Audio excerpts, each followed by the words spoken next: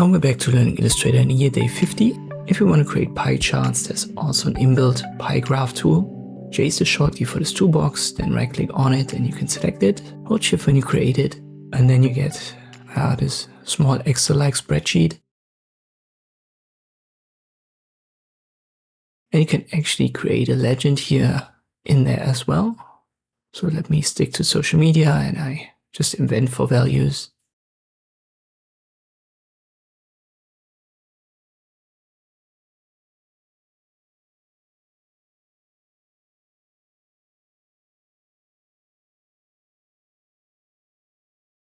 And you can see that here it calculates what pieces of the pie each of these segments, each of these data pairs should have. And it directly gives you a legend. It doesn't have to add up to 100%. It does the calculations directly for you.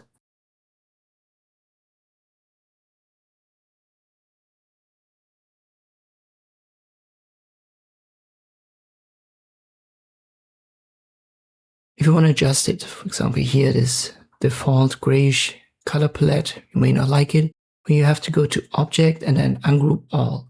Keep in mind, then you can no longer access to graph style, so the data will now be set.